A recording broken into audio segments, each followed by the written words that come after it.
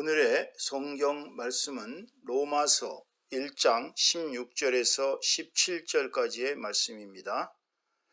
16절입니다. 내가 복음을 부끄러워하지 아니하노니 이 복음은 모든 믿는 자에게 구원을 주시는 하나님의 능력이 됨이라.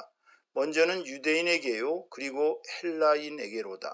17절 복음에는 하나님의 의가 나타나서 믿음으로 믿음에 이르게 하나니 기록된 바 오직 의인은 믿음으로 말미암아 살리라 함과 같으니라.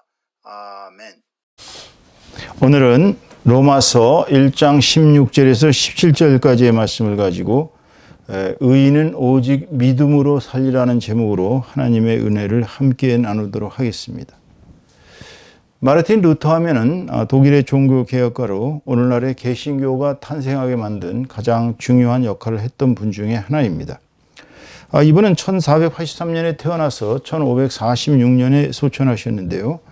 1510년에 나이 27살의 나이에 이분은 당시에 어거스틴 수도회를 대표해서 로마 순례의 길에 나섰습니다. 말이 순례지 이것은 예수님의 십자가 고난의 길을 그대로 재현하는 행사였습니다. 그는 아주 엄청나게 심한 고난의 가시밭길을 걸어서 로마까지 왔습니다. 그래서 로마에 와서 봤는데, 그런데 당시에 로마의 그 가톨릭의 그 현황은 자기가 성경에서 배운 것하고는 정반대되는 현상이 일어나고 있었어요. 얼마나 부패하고 얼마나 타락했는지 전혀 비성경적으로 변해버린 지가 오래였습니다. 심지어 당시의 교황 레오 10세는 성 베드로 대성당을 짓는다는 미명하에 일반 백성들에게 면죄부를 팔고 있었죠.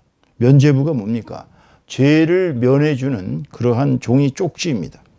그거를 돈을 받고 팔고 있는 거예요. 그거를 사면 죄를 사해준다는 것입니다. 그들이 내건 구호는 이랬습니다. 연보함의 동전이 쨍그렁 떨어지는 소리가 날 때 연옥에 있는, 연옥이란 지옥으로 가기 전의 상태를 연옥이라고 그러는데요. 연옥에 있는 그대의 피부치들과 친구들이 천국으로 한 발자국씩 더 올라가게 된다는 것이었습니다. 교황은 당시 독일에서 두 주교 자리를 차지하고 있었는데요. 가장 중요한 마인즈 대주교 자리를 차지하고 싶어하던 그 호헨졸론가의 엘버트 오브 브란덴부르크라는 이 귀족과 타협해서 1만 두케츠, 더커츠라고 되어 있는데요. 이건 금화입니다. 1만 금화에 그 자리를 팔았고 마음대로 면죄부를 팔아도 좋다는 권한을 그에게 선물을 했습니다. 이제 1513년에 비텐베르크 대학에서 성경을 가르치게 되었는데요. 루터는 그는 수도사의 신분, 즉 사제의 신분과 동시에 신학 박사의 자격을 가지고 있었는데 이 로마서의 내용의 핵심이라고 할 수 있는 이 의인은 오직 믿음으로 살리라, 이 부분을 해석하기 위해서 엄청난 고난을 겪었습니다. 그는 5만 가지 명상과 기도와 온갖 고생을 다해서 해석을 시도했지만 도대체 오직 의인은 믿음으로 살리라, 이 말을 해석을 할 수가 없었던 거예요. 왜냐하면 당시의 가톨릭의 가르침은 첫째가 믿음이란 이웃 구제를 해야 되고 선행을 해야 되고 그리고 교회에 대해서 헌신, 특히 물질적 봉헌을 많이 해야 구원에 이르게 된다고 가르치고 있었기 때문입니다. 로마 가톨릭은 실질적으로 성도들에게 그 헌금을 아주 짜내기 위해서 5만 가지 교리로다가 성도들을 세뇌시키고 있었기 때문입니다. 그러니까 루터가 생각할 때는 도대체 이게 가톨릭의 현실과 성경에서 말하는 지금 이 부분, 그 17절에 보면 오직 의인은 믿음으로 말미암아 산다, 이게 어떻게 매칭이 안 되는 거예요. 전혀 매칭이. 그러다 보니까 어떻게 죄인들이 그렇게 면죄부를 사면은 죄가 사면받을 수 있다는 건지 이해가 되지를 않았어요. 그래서 이 마르틴 루터는 이 부분을 해석하기 위해서 하박국도 2장 4절의 말씀을 살펴보았습니다. 하박국 2장 4절에는 이렇게 나오거든요. 구약에 보라 그의 마음은 교만하며 그의 속에서 정직하지 못하니라. 그러나 의인은 그 믿음으로 말미암아 살리라. 이거를 그대로 바울 사도가 신약에 옮아온 것이거든요. 그러니까 로마서에 나오는 이 구절은 하박국 선지자가 이미 얘기했던 것입니다. 여러분, 의인이 누구입니까? 하나님께서는 당시에 소돔과 고모라를 멸망시키시기 위해서 이제 성삼위 하나님 세 분께서 인간의 모습을 하고 이제 아브라함에게로 왔습니다. 아브라함은 지나가던 그 세 분을 융숭이 대접해서 이제 그들로부터 이제 정보를 얻었습니다. 자신들은 소돔과 고모라를 멸망시키기 위해서 왔다고 얘기하자. 그러자 아브라함은 그 세 분에게 이렇게 말씀을 합니다. 창세기 18장 25절에 나오는 말씀입니다. 주께서 이같이 하사 의인을 악인과 함께 죽이심은 불가하오며 의인과 악인을 균등히 하심도 불가하니이다. 세상을 심판하시는 이가 공의를 행하는 것이 아닙니까? 그리고서 처음에 살려달라고 사정을 하니까 몇 명의 의인이 있으면 살려주겠느냐, 살려주시겠냐 그랬더니 50명, 30, 40명, 30명, 20명. 그래서 최후로 하나님께서 저 소돔과 고모라에 10명의 의인만 있어도 그 10명의 의인으로 인하여 멸망을 시키지 않겠다고 말씀을 하십니다. 그러나 불행하게도 소돔과 고모라는 10명의 의인이 안 돼서 멸망을 당했던 것입니다.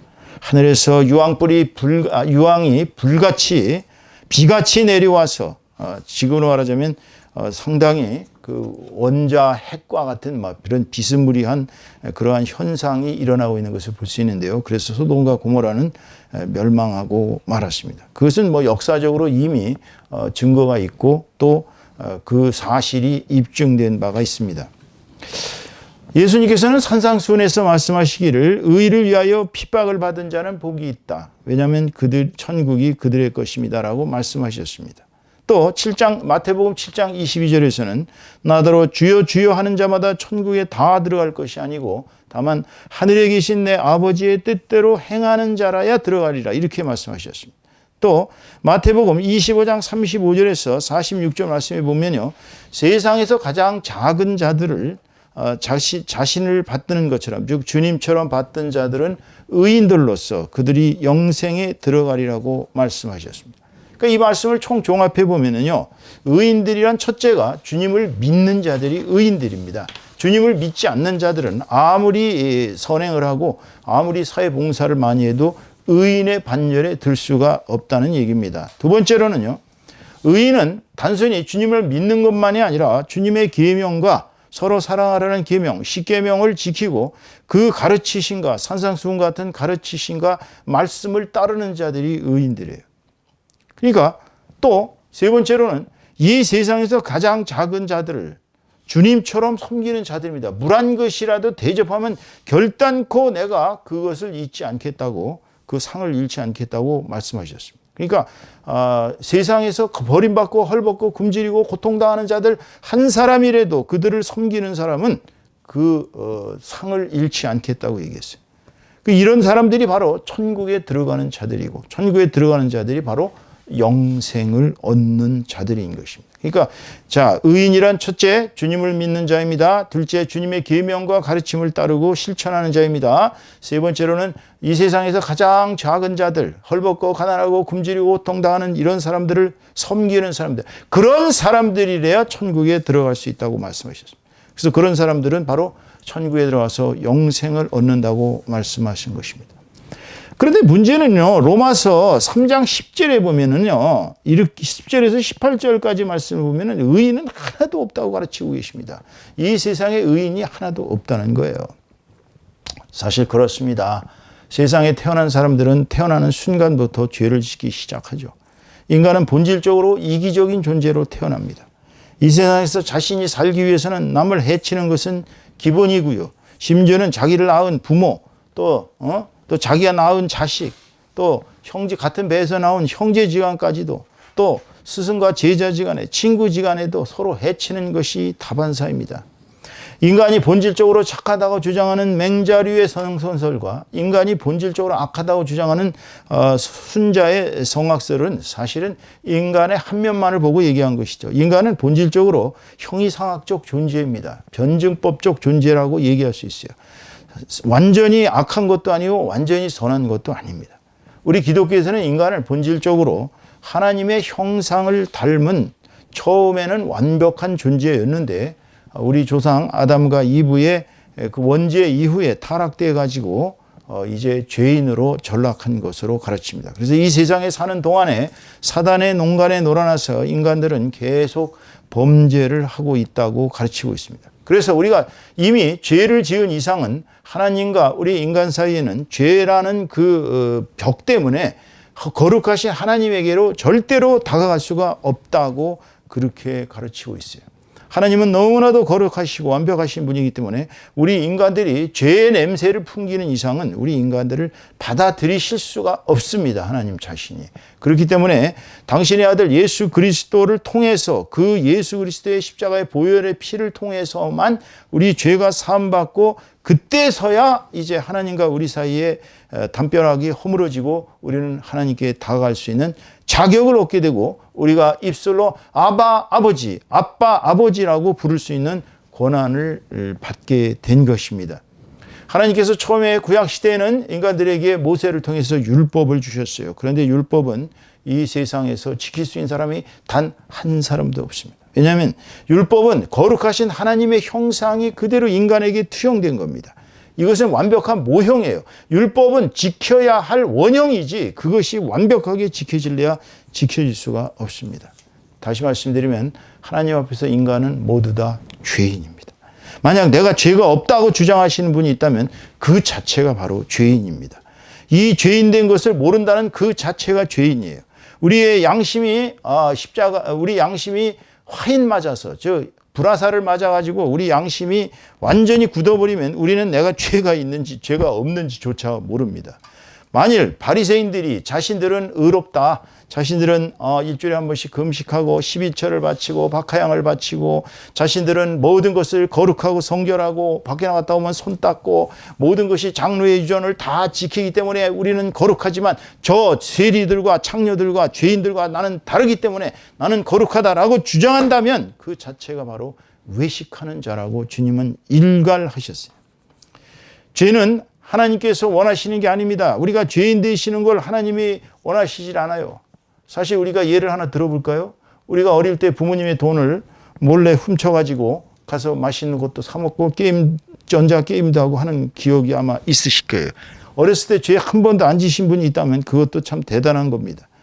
그런데 이상하게도 부모님의 돈을 훔치고 나면 마음이 편치가 않습니다. 결국은 부모님 앞에 가서 제가 이렇게 죄를 범했습니다라고 고백을 하고 부모님한테 괜찮다고 용서를 받든지 엄청나게 두들겨 맞고서 다시는 그런 죄를 짓지 말라고 후지람을 받을 때 그때서야 우리 마음이 편안해지는 걸 느낄 수 있습니다.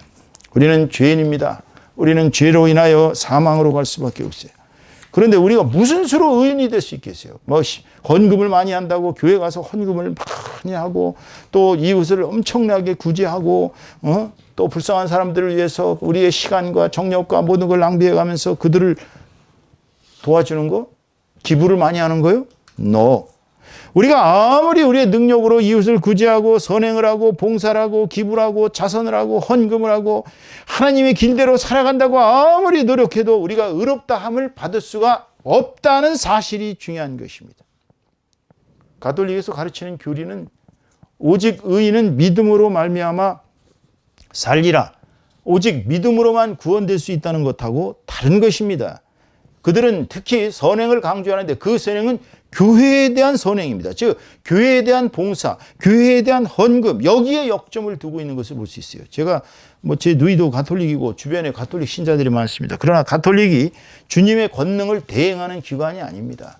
사제가 무슨 수로다가 이거 한다고 그래가지고 사제가 어떻게 죄인의 죄를 용서해 줄 수가 있어요. 사제는 죄인의 죄를 용서할 수 있는 사람이 없습니다. 이 세상에서 죄인을 용서할 수 있는 사람은 오직 예수님밖에 없어요. 예수님만이 우리의 죄를 용서하실 수 있어요. 그러면 우리는 죄를 용서받을 길이 없느냐? 우리는 의인이 될 길이 없느냐? 있어요. 그것은 바로 예수 그리스도를 통한 믿음의 은혜입니다. 우리가 예수 그리스도를 진심으로 믿어질 때에 우리는 은혜를 받습니다. 그 은혜가 뭡니까? 바로 구원의 은혜예요. 입술로 예수를 나의 구세주요 하나님의 아들이라고 고백하는 순간 성령이 우리에게 임해서 우리는 드디어 하나님의 자녀로 입족되는 영광을 얻을 수 있어요. 천국에 들어가는, 영생의 문에 들어가는 기초적인 자격을 얻게 된다는 말씀입니다. 그런데 요새 기독교가 또 잘못되고 있는 것 중에 하나가, 요즘 또 어느 구원파 단체가 어마어마한 또 성경 세미나를 매년 개최하고 있는 걸 볼 수 있습니다. 그들의 가르침이 왜 잘못되냐면, 한 번 구원받으면 우리의 육신이 어떤 음행을 저질러도 전혀 죄가 안 된다, 이런 식의 가르침은 예수님께서 요한계시록에서 얘기하는 니콜라당을 엄청 혼냈을 때에, 그때의 그러한 구원파의 믿음인 것입니다. 그 믿음은 우리를 구원에 이르게 할 수 없어요. 우리는 죄를 계속 지어도 회개하고 다시 죄를 안 지려고 노력할 때에 죽는 그날까지 노력하는 것이지, 한 번 구원받으면 우리 죄는 영원히 없어진다는 착각은 있을 수가 없는 것입니다. 계속 회개를 해야 돼요. 믿음이란 히브리서 11장 1절에 이렇게 얘기하고 있습니다. 믿음은 바라는 것들의 실상이고 보지 못하는 것들의 증거니 선진들이 이로써 증거를 얻었느니라라고 말씀하셨어요. 우리가 살펴보실까요? 믿음의 의인들 어떤 사람이 있었어요? 아벨, 노아, 아브라함, 이삭, 야곱, 요셉, 모세, 여호수아, 기생, 라합, 사사들, 신약시대의 순교자들, 이런 분들이 바로 믿음의 선진들입니다. 이런 분들은 믿었기 때문에 순교도 하신 거예요. 믿었기 때문에 하나님의 말씀을 따랐던 것입니다. 라합 같은 사람은 당시에 여리고성에서 잘 나가던 기생이었는데, 자기의 그 민족을 배신하고 하나님의 백성들의 편에 섰지 않습니까? 왜냐하면 믿었기 때문에요. 하나님이 역사하셔서 분명히 저들을 다 치시게 될 거고, 어차피 죽을 목숨, 하나님을 믿고 자기와 자기의 가족들을 다 구원받게 하자. 라합은 바로 예수 그리스도의 계열을 잇는 그 조상이 되었어요. 믿음의 조상이. 너무 놀라운 일 아닙니까? 믿었기 때문에 그런 것입니다. 믿지 않으면 우리는 하나님을 기쁘게 할 수가 없어요. 히브리서 11장 6절에서 이렇게 얘기하고 있거든요. 믿음이 없는 자는, 믿음이 없이는 기쁘시기 못하나니 하나님께 나아가는 자는 반드시 그가 계신 것과 또한 그가 자기를 찾는 이들에게 상 주시는 이심을 믿어야 할지니라. 하나님이 계시다는 걸 우선 믿어야 해요. 그리고 하나님께서 나에게 상을 주신다는 거, 이걸 믿어야 구원을 받을 수 있는 것입니다. 여러분들, 하나님이 살아계심을 믿습니까? 아멘 하십니까? 아멘 하시는 분들은 아멘 하시는 그 자체의 입술의 고백을 통해서 하나님이 계시는 것을 시인하고 또 하나님께 영광을 돌리는 것입니다. 복음의 비밀은 절대로 겉으로 드러나질 않아요. 보아도 보지 못하고 들어도 듣지 못하게 해놓았다고 예수님께서 얘기하셨어요. 복음의 비밀이에요. 복음의 비밀성이라고 제가 언젠가 설교할 때 말씀을 드렸죠. 복음은 비밀리에 감춰져 있습니다. 다만 어떻게 드러났습니까? 이 세상의 자연 창조를 통해서 하나님께서 보여주시는 모든 이 기가 막힌 우주의 신비를 통해서 자연 계시로서 하나님의 존재가 드러납니다.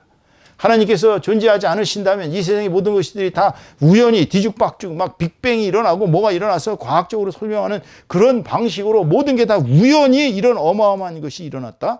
있을 수 없는 얘기입니다. 그럴 확률은 1조 분의 1도 되지 않습니다. 여러분이 그렇게 생기는, 여러분 자신이 한번 생각해 보세요. 60억 개의 세포가, 그 세포가 여러분 하나하나의 DNA를 다 담고서 그 세포 자체가 그대로 진행되는 것이 다 우연히 이루어졌다? 있을 수 없습니다. 로마서 1장 20절에 보면 창세로부터 그의 보이지 아니하는 것들 곧 그의 영원하신 능력과 신성이 그 만드신 만물에 분명히 보여 알게 되나니 그러므로 저희가 핑계치 못할지니라. 이것이 바로 일반 계시입니다. 하나님이 직접 드러나시지 않는 이유를 아셔야 돼요. 하나님이 직접 드러난다. 안 믿을 사람 아무도 없죠. 하나님이 만약 눈앞에 드러났어요. 그러면 살아있을 사람이 누가 있어요? 하나님을 보거나 하나님을 만날 방법이 없습니다. 하나님께서는 이 우주 만물을 창조하신 어마어마한 에너지세요. 한번 생각을 해보세요. 하나님이 우리 앞에 나타난다. 우리는 다 녹아서 없어져 버리겠죠. 그렇기 때문에 우리 예수님께서 빌립이 예수님께 이야기하기를 하나님을 저에게 보여주세요. 아버지 하나님을 저에게 보여주시면 제가 믿겠어요. 라고 얘기하자 이렇게 얘기합니다. 로마서 9장, 요한복음입니다. 요한복음 14장 9절에서 11절까지 예수께서 가라사대 빌립아 내가 이렇게 너희와 함께 있으되 네가 나를 알지 못하느냐? 나를 본 자는 아버지를 보았거늘 어찌하여 아버지를 보이라 하느냐? 나는 아버지 안에 있고 아버지가 내 안에 계시어 그의 일을 행하시는 것이라. 그의 일을 행하시는 것이라. 내가 아버지 안에 있고 아버지께서 내 안에 계심을 믿으라. 그렇지 못하겠거든 행하는 그 일을 인하여 믿으라. 예수님께서 행하신 일이 그게 사람의 일이라고 할 수 없어요. 사람이 어떻게 장님의 눈을 뜨고 사람이 어떻게 벙어리의 입을 열고 어떻게 사람이 죽은 사람을 살릴 수 있었겠어요.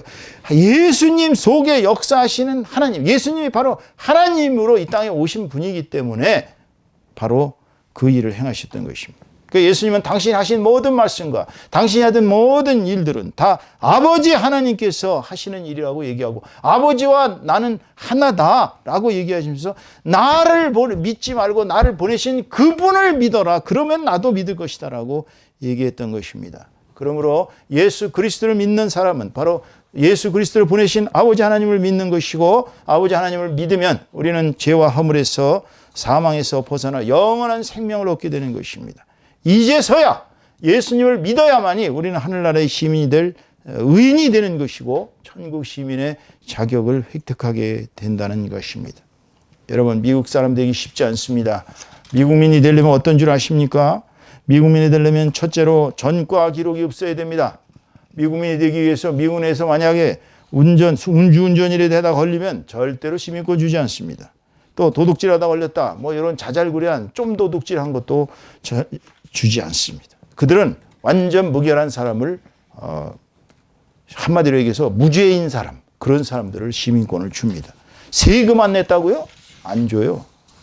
만약에 미국의 그 어떤 구제, 그런 뭐 의료 혜택이라든지 또는 어떤 먹고 사는 그런 그 식량 이런 거 얻어먹은 기록이 있으면 시민권 안 줍니다. 거지들은 여기 와서 살지 말라는 거예요. 니네 나라 가서 살라는 거예요. 이게 미국의 시민권 제도입니다. 미국 시민권 선서할 때 얼마나 엄청난 줄 아세요? 헌법을 준수하고 국방의 의무를 지키고 조세를 다 납입할 것이며 엄청납니다.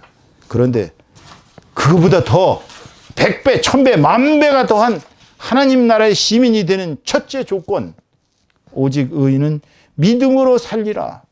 이 믿음은요, 히브리어로 말하면은 그의 믿음, 그의 의인은 그의 믿음으로 살리라 그랬는데 그의 믿음에 나오는 그의 믿음이냐면 히브리어는 베에 무나토라고 합니다. 베에 무나토. 이 소리는 꾸준함이에요. 견고함입니다.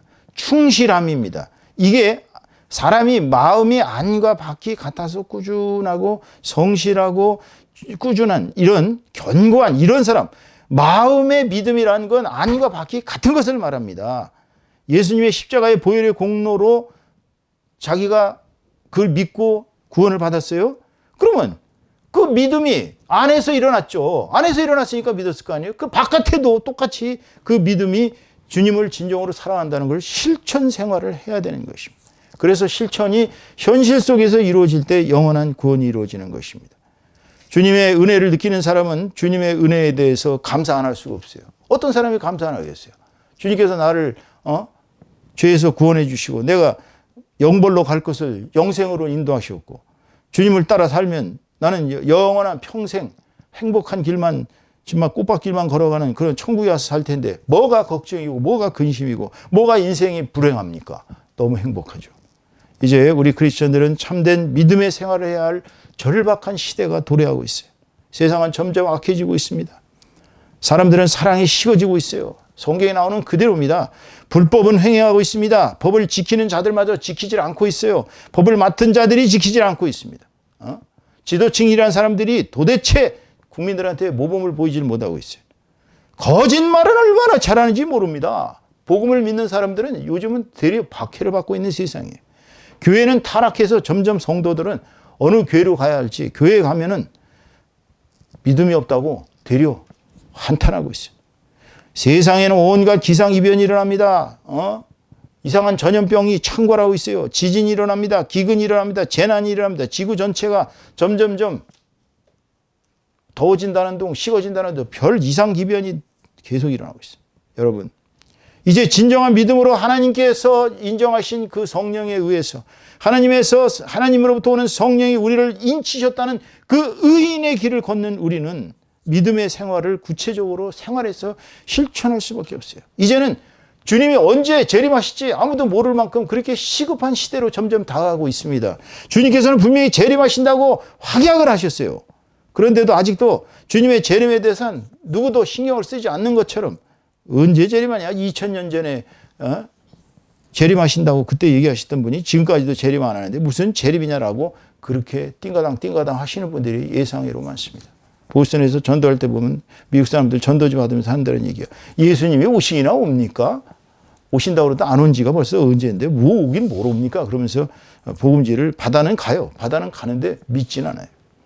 오늘날 우리가 이 복음서에 나와 있는 그 내용을 실천하기 위해서 종교개혁이라는 무시무시한, 지금 우리가 생각할 땐 종교개혁 뭐 그냥 말로 한 것 같지만 생명을 걸고 한 것입니다. 루터를 잡아 죽이려고 로마 교황청에서 5만 가지 파문령을 내렸습니다. 파문을 내리고 그에게는 어떤 호텔도 어떤 여인숙도 그에게 잠자리를 제공해서는 안 되고 음식점에서 그에게 먹을 거를 제공해도 안 되고 그는 완전히 세상 사람들로부터 완전히 파멸당한 유령인간이 되었습니다.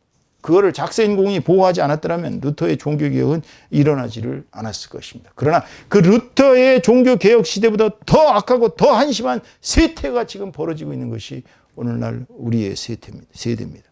그렇다면 우리가 주님 앞에 이런 시대에 떳떳이 서기 위해서는 진정으로 의인은 오직 그의 믿음으로 살리라는 그 본문 구절을 생활 속에서 꿋꿋이 실천하면서 살아가야 하는 그러한 진정한 주님이 보실 때, 주님의 심판대 앞에 섰을 때 의인이 되는 저와 여러분 다 되시기를 주님의 이름으로 축원합니다.